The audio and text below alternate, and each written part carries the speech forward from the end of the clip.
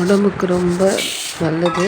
அது இல்லாமல் நார் சத்து, புரதச்சத்து, சர்க்கரை அளவை கட்டுப்படுத்தும், எடை குறைப்பு, இது எல்லாத்துக்குமே சிறந்த ஒரு தோசைன்னா அது இதை தான் சொல்லலாம். உங்கள் வீட்டில் என்னென்ன தானியங்கள் இருக்குது? இப்போ உளுந்து, கொள்ளு, துவரம்பருப்பு, கடலைப்பருப்பு, பச்சைப்பருப்பு, வெந்தயம், இது இல்லாமல் உங்கள்கிட்ட வேறு என்ன பயிர் வகைகள் இருந்தாலும் அதை நீங்கள் சேர்த்துக்கலாம். கொண்டக்கடலை, பட்டாணி, புழுங்கல் அரிசி, பச்சை அரிசி, இது எல்லாத்துலேயுமே ஒரு டம்ளர் போட்டுக்குங்க.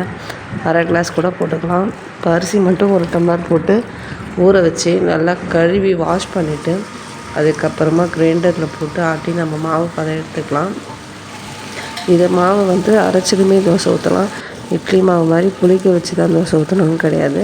இது கூட கொஞ்சமாக மஞ்சள்தூள், பெருங்காயத்தூள் சேர்த்து, பூண்டு, காஞ்ச மிளகாய் சேர்த்து அரைச்சி நம்ம தோசை ஊற்றும் போது உடம்புக்கு ரொம்ப சத்தாகவும் இருக்கும், ஹெல்த்தியாகவும் இருக்கும். அதில் கொள்ளு சேர்க்கறதுனால வயிறு நிறைஞ்ச உணவு தரும். அதனால் அடிக்கடி சாப்பிட தோணாது. எடை குறைப்புக்காக கொள்ளு சேர்க்கறதுனால எடையும் குறையும்.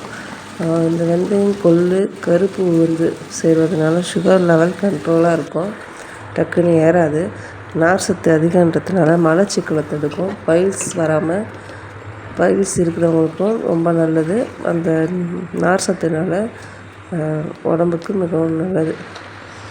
அடுத்தது ஹை ப்ரோட்டீன், வெஜிடேரியனுக்கு சிறந்த ஒரு புரதச்சத்து உணவு. வெஜிடேரியன் மட்டும்தான் சாப்பிடணுமா அப்படின்னு இல்லை, எல்லாருமே எடுத்துக்கலாம். இது கூட ஒரு கார சட்னி, இல்லை இதோட பெஸ்ட்டு காம்பினேஷன் எதுனா தேங்காய் சட்னி, பொட்டுக்கடலை சட்னி தான். இந்த 2 சட்னியும் வச்சு சாப்பிட்டாலும் டேஸ்ட்டாக தான் இருக்கும். தோசையை மெலிசாவும் ஊற்றலாம், நல்லா நைஸாக முறுமுறுன்னு ஊற்றலாம்.